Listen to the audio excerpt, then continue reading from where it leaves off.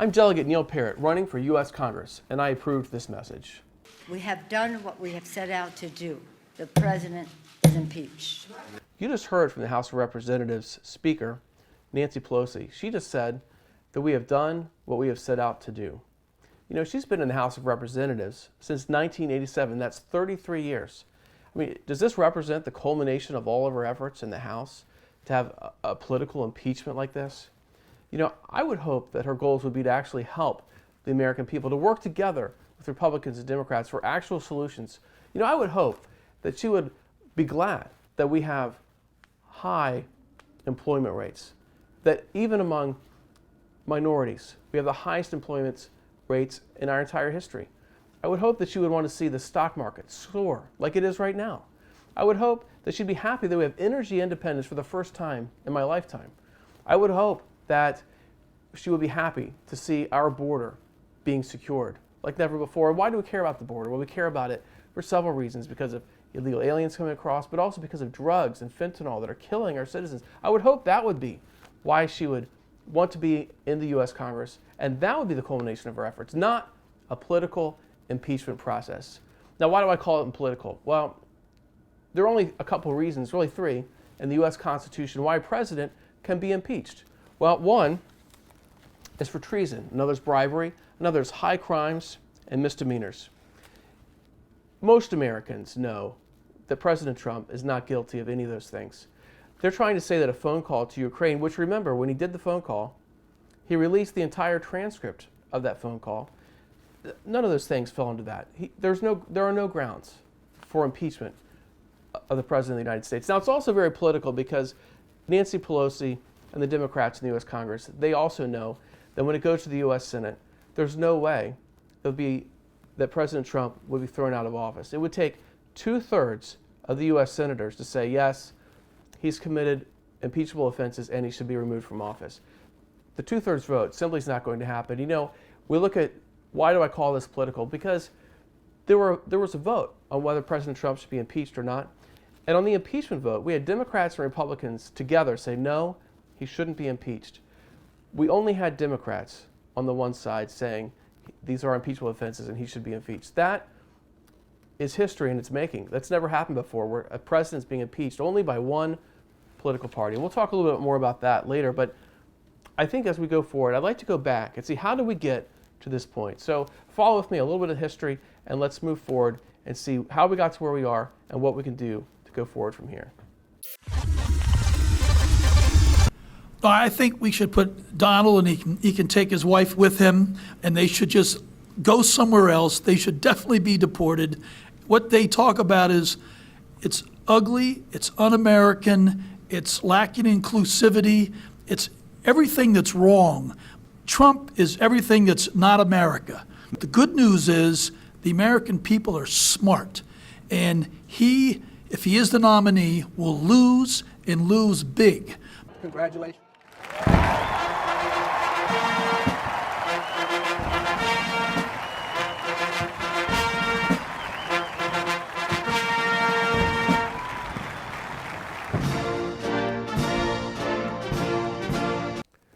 Thankfully, the American people are smart, and we saw President Trump win the election. We heard what Congressman Trone thinks about President Trump, but what does Congressman Trone, what do his supporters, how did they react after Trump won the election? Donald J. Trump is now President of the United States. President Obama is the ex-president. And Mr. Trump, for the moment, steps loose in for the inaugural address. What a great honor to be able to introduce for the first time ever anywhere the 45th President of the United States of America, Donald. On the shoulder. You adjust the microphone as you told, man. It's unfortunate to see the liberals go so crazy. You know, it seems like they hate President Trump and everything that he's done. I don't even see how, especially looking at how well our country's doing, but that's where they are. You know, in 2018, we saw the Democrat Party shift to the left with the election of AOC and David Trone. Let's take a look at the direction that they're trying to go now. Would you push for a Trump impeachment should you win? Well, I would support impeachment. We just heard from AOC. She had just won the primary elections She was not sworn in as congressman because she hadn't even won yet. And here she is saying that she wanted to impeach President Trump. She hasn't heard any evidence. Unfortunately, what we see is a shifting of the Democrat Party to the left. Why do I say that? Well, one reason is AOC beat the number 3 Democrat in the House. A lot of people don't realize that, but Joe Crowley is the person that she beat from Queens, New York. He was there for 20 years. And so the leadership of the Democrats in the House was Nancy Pelosi, Steny Hoyer, Joe Crowley. And that is who AOC beat, the number 3 person. That was an earthquake, seismic proportions for her to beat this incumbent Democrat. And by doing so, she has shifted it to the left. You know, it's interesting, right after that happened, Nancy Pelosi, she made the comment, she said, they made a choice in one district. Let's not get yourselves carried away. It is only about that district. That's what Nancy Pelosi said, but unfortunately, she was wrong. It wasn't just a few months later, when AOC did win the election, that 200 people stormed Nancy Pelosi's office. There they are, sitting in her office, and you have AOC leading this group of protesters who simply won't leave. It's really the far left part of the Democrat Party, and that was just a symbol of what was going to happen, is to try and shift this party further to the left. Nancy Pelosi, who had a stranglehold on being Speaker of the House, had a real threat that she would be thrown out as Speaker of the House. She actually had to concede in that election, saying, I'm only going to run this time and one time more. She's never had to do that in the past, but she did this time in order to maintain control. That was her concession, that she would run this time, one time more, and that someone else could be Speaker of the House. She made that concession because the House had shifted. She was losing her power. And the results of that are that the party, again, is going to the left, and the results of that with impeachment are that they were one step closer now to actually going to impeachment because AOC and the squad had taken over. So who are these squad members? Well, they're all freshmen. You've got AOC, you've got Ilhan Omar, you've got Ayanna Pressley, Rashida Tlaib, and another freshman, David Trone. And other far left-leaning liberal freshmen had come in and had shifted the power balance in the House of Representatives. And with this shift, and with Nancy Pelosi, we know she's stepping down in just 2 terms. Do we want to see the next Speaker of the House be someone like an AOC? I would think not.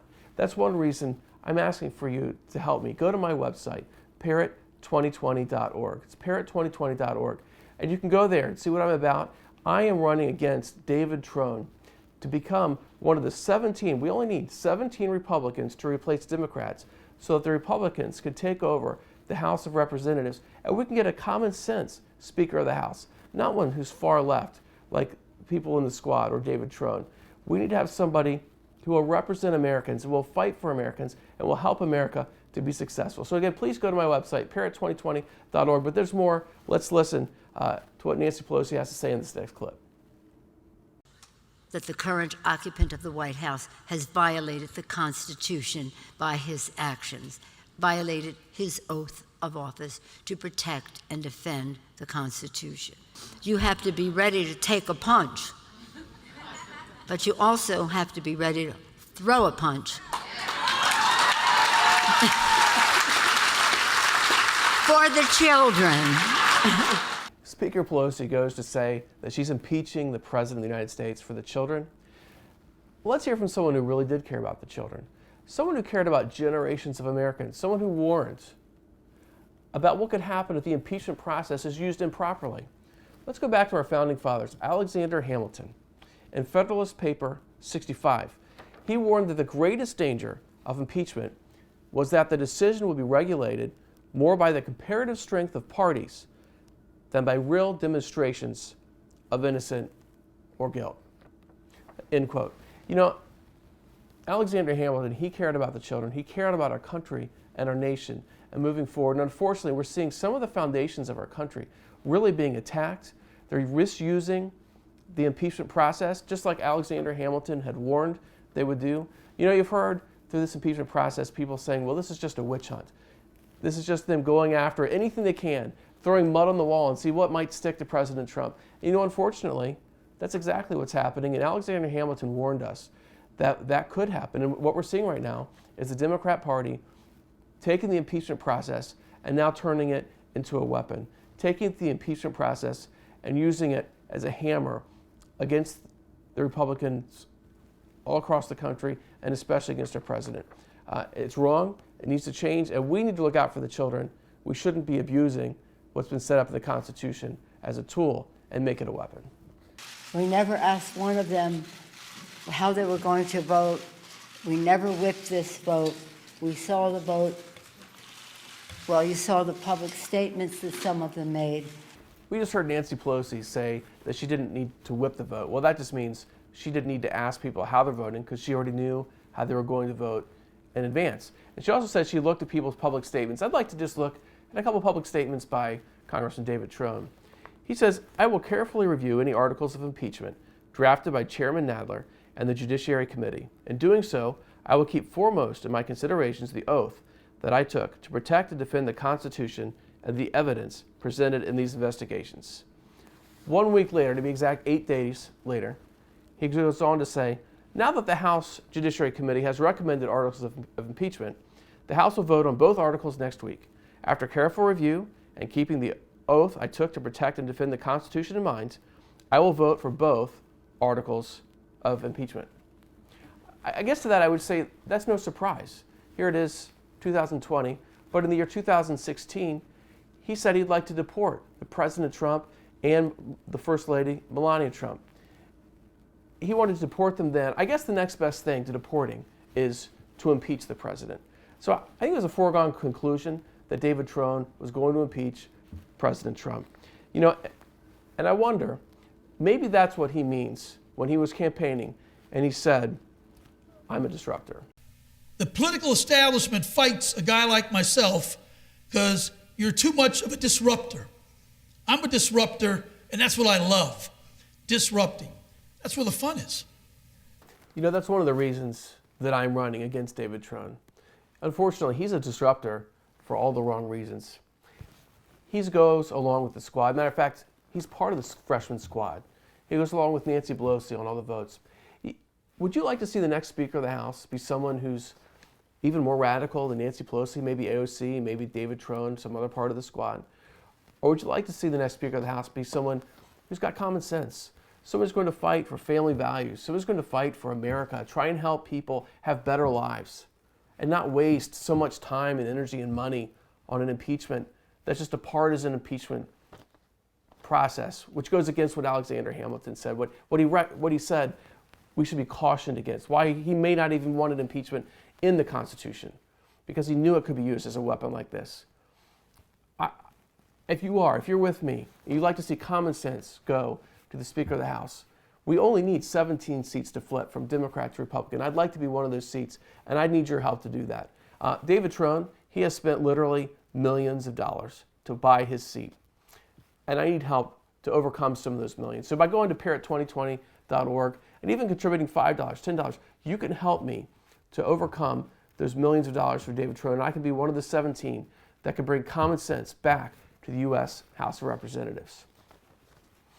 Hopefully we'll be inspired by the moral courage of our caucus, especially as the distinguished chairman recognized our freshman members who came here, reviewed the facts, understood the Constitution, made their decision, again, to honor their oath of office.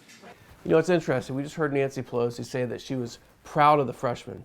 You know, it's the freshmen, I believe, that brought the whole impeachment to bear, even made it come to fruition. Because it was the freshmen that shifted the whole Democrat Party in the House of Representatives to the left. It shifted it far left. You know, Nancy Pelosi said that they'd considered the facts. Well, let's look at the facts. AOC, she reviewed the facts very carefully, I'm sure, before she was even elected. She came out, we heard it earlier, that she was for impeachment. David Trone, he reviewed the facts before he was elected, and he said we should deport President Trump and First Lady Melania Trump. Unfortunately, this reviewing of the facts was just a predetermined situation and just used for politics. That's not the way we should be running our country. But, you know, it's interesting, too. Nancy Pelosi said this was urgent. And urgent. And urgent. We just heard Nancy Pelosi talk about it being urgent to pass this legislation, probably because she thinks it's national security, but it was urgent. They had to get it done. But did they really have to get it done for the benefit of our country? Or did they have to get it done before Christmas so they could go back and have a nice Christmas break and a New Year's? And it really had nothing to do with the goodness for our country. You know, she kept holding the articles of impeachment back. And Dianne Feinstein, U.S. Senator, she says, the longer it goes on, the less urgent it becomes.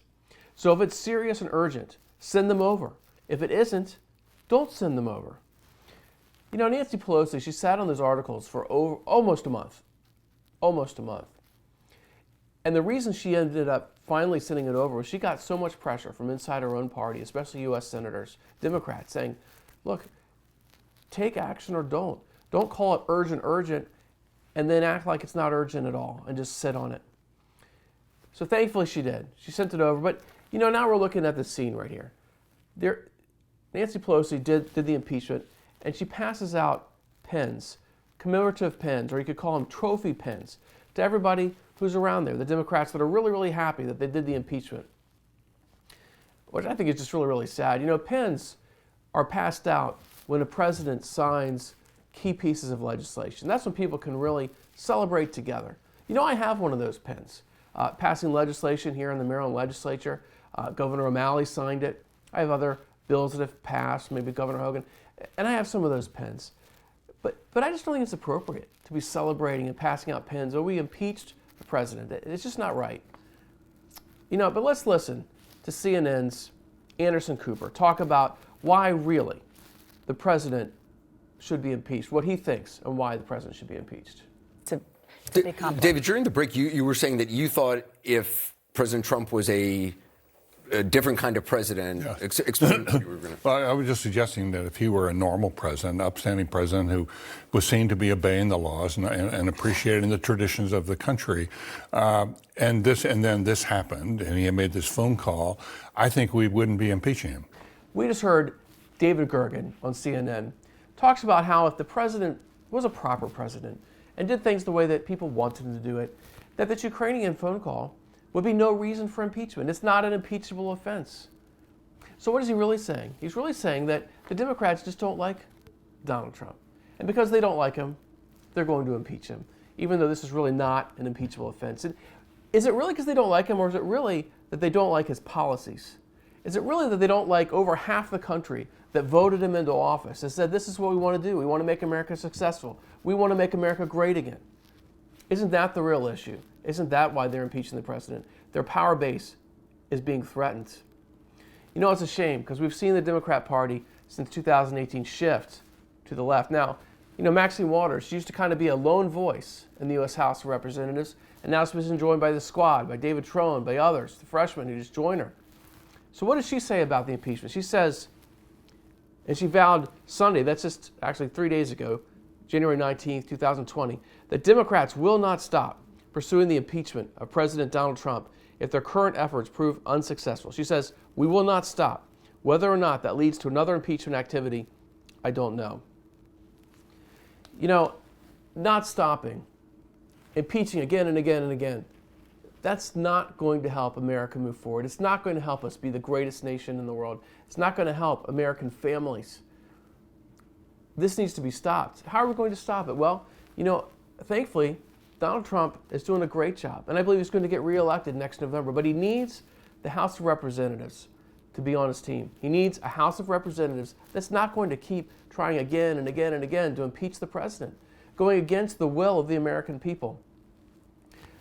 We need 17 seats, 17 Democrats to flip to Republicans, and then we can get a common sense person, a Republican, to be the next Speaker of the House. And I would like to be one of those 17 seats. You know, I mentioned earlier that David Trone has spent millions of dollars. I mean, it's over $30 million that he spent in several different elections to be a U.S. House of Representatives. But we can beat him, but I need your help. With your help, we can overcome those millions of dollars. Even with your donation today, it could be a huge help to helping me defeat one of the freshmen, David Trone, and flipping one of those 17 seats that we need so a Republican can be the Speaker of the House. Please go to Parrott2020.org. It's Parrott 2020.org. Learn more about me. Donate there. I really appreciate you listening tonight.